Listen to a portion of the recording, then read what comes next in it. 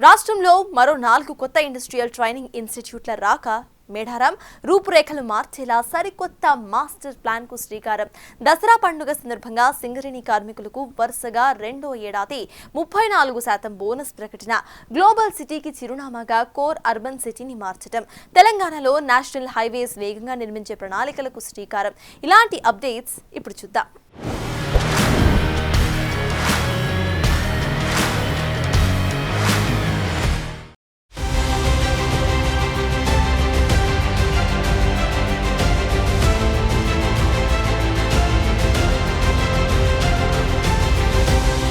తెలంగాణలో మరో 4 కొత్త ఇండస్ట్రియల్ ట్రైనింగ్ ఇన్స్టిట్యూట్ల ఏర్పాటుకు రేవంత్ సర్కార్ ప్రణాళికలు రెడీ చేస్తోంది.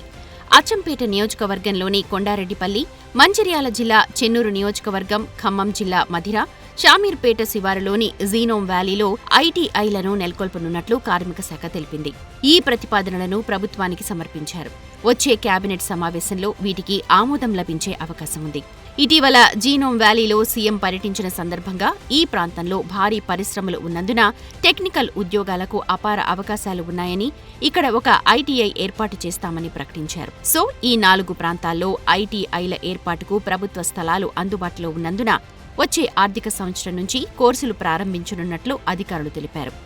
ఈ ఏడాది రాష్ట్రంలోని ప్రభుత్వ ఐటీఐల్లో 98% అడ్మిషన్లు పూర్తి కావడంతో ఎక్కడికక్కడ ఐటీఐల అవసరం ఉందన్న దానిపై ప్రజాప్రతినిధుల నుంచి ప్రతిపాదనలను స్వీకరించారు.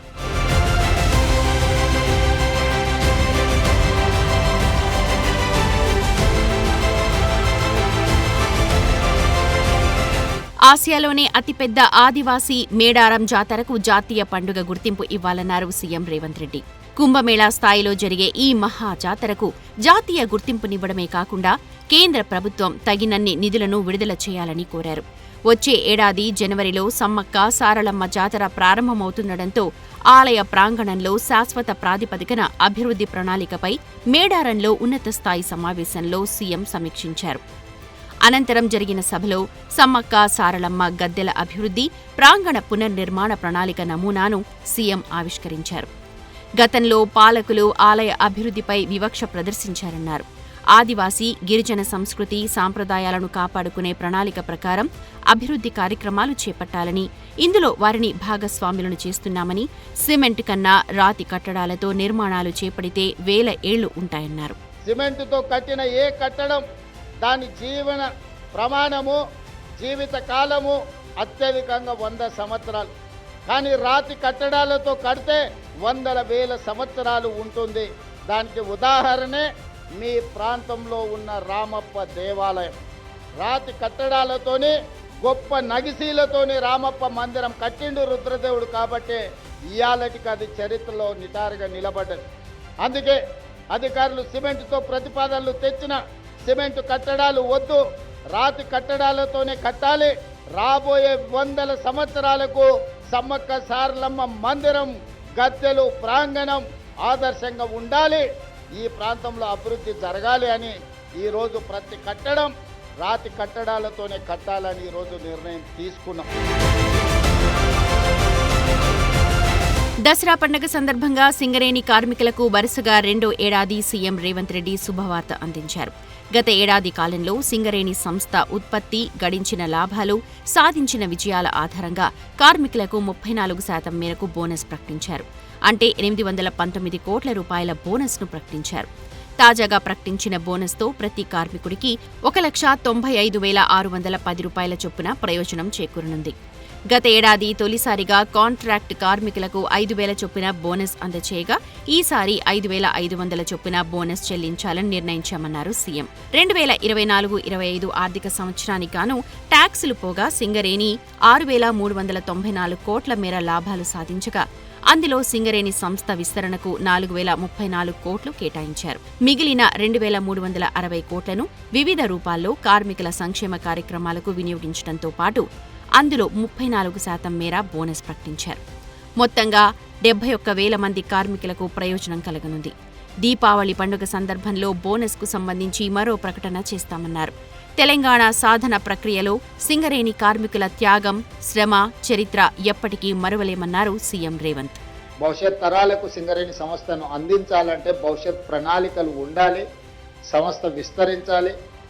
వివిధ రూపాలలో కార్పొరేట్ కంపెనీలతో పోటీ పడే విధంగా ఈ సంస్థను బలోపేతం చేయడానికి ఎన్నో చర్యలను వారు చేపడుతున్నారు. అందులో భాగంగానే లాభాలు 6,394 కోట్లు 2024-25 సంవత్సరానికి లాభాలు వస్తే అందులో కార్మికులకు పంచడానికి దాదాపుగా వారు 4,034 కోట్ల రూపాయలు ఈరోజు వారికి కేటాయించడానికి ముందుకు వచ్చిండ్రు. అదేవిధంగా భవిష్యత్ పెట్టుబడుల కోసం కూడా 2,360 కోట్ల రూపాయలు వీటిని కూడా వారు ఈరోజు భవిష్యత్ పెట్టుబడుల కోసం 4,034 కోట్ల రూపాయలు, కార్మికులకు బోనస్లు పండుగ సందర్భంగా ఇవ్వడానికి 2,360 కోట్ల రూపాయలు, ఇవి 41,000 పర్మనెంట్ కార్మికుల కోసం ఈ బోనస్.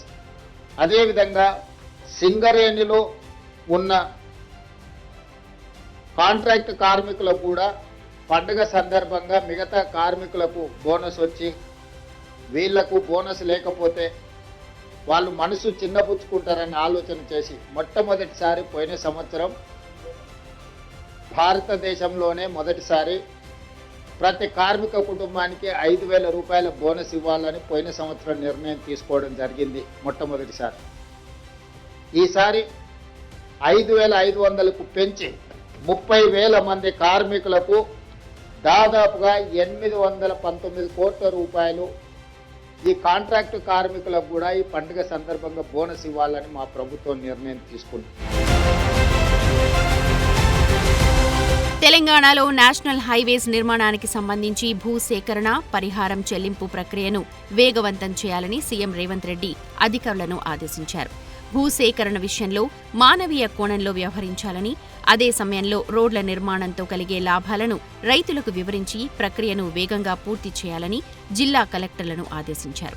రాష్ట్రంలో హైవేస్ నిర్మాణం, అనుమతుల జారీ, కొత్త ప్రతిపాదనలకు ఆమోదం వంటి అంశాలపై ప్రత్యేక దృష్టి పెట్టారు.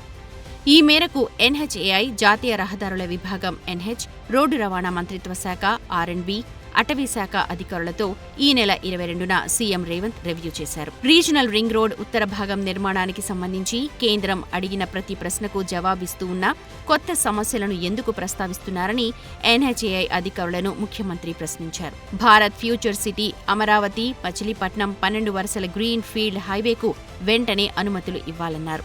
జాతీయ రహదారుల నిర్మాణంలో అటవీ, పర్యావరణ శాఖ నుంచి ఎదురవుతున్న ఇబ్బందులపైన సీఎం సమీక్షించారు. అవసరమైన చోట ప్రత్యామ్నాయ భూమిని అటవీ పెంపకానికి ఇస్తామన్నారు.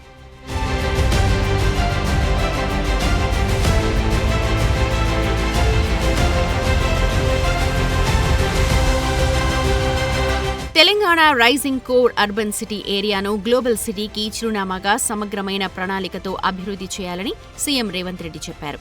విద్య, వైద్యం, రోడ్డు రవాణా, ప్రజల ఆరోగ్యాన్ని కాపాడే పారిశుద్ధ్యానికి అత్యంత ప్రాధాన్యత ఇవ్వాలన్నారు. నగర విస్తరణలో భాగంగా రాష్ట్రంలోని వివిధ ప్రాంతాల నుంచి, వివిధ రాష్ట్రాల నుంచి ప్రజలు గ్రేటర్ సిటీకి లక్షలాది కుటుంబాలు వలస వస్తున్నాయని, పెరుగుతోన్న జనాభాకు తగ్గట్లు ప్రపంచ స్థాయి మౌలిక సదుపాయాలను అందించే లక్ష్యంతో ప్రణాళిక రూపొందించాలని చెప్పారు. Telangana rising core urban area అభివృద్ధికి సంబంధించి వివిధ ప్రతిపాదనలపై సీఎం రేవంత్ ఈ నెల 22న రివ్యూ చేశారు. హైదరాబాద్ నగరానికి క్లీన్ ఇమేజ్ తీసుకొచ్చేందుకు అధికారులు నిరంతరం శ్రమించాలన్నారు.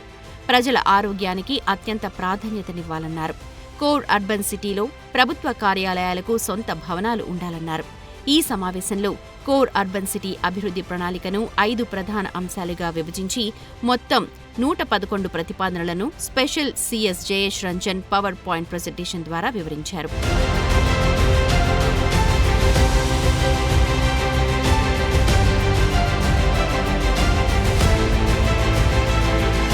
ఇందిరా మహిళా శక్తి కింద మహిళా సంఘాలు, సభ్యుల ఆర్థిక అభ్యున్నతికి ప్రభుత్వం ప్రత్యేక చర్యలు తీసుకుంటోంది. ఇందులో కిషోర బాలికలకు సభ్యత్వం కల్పించాలని నిర్ణయం తీసుకున్నారు. వారిలో ఆర్థిక అక్షరాస్యతను ఇప్పటినుంచే పెంపొందించాలన్నది ప్రధాన లక్ష్యం. గ్రామీణాభివృద్ధి శాఖ ఆధ్వర్యంలో అధికారులు, సిబ్బంది క్షేత్రస్థాయిలో పర్యటించి ఇప్పటికే అవగాహన కార్యక్రమాలు చేపట్టారు.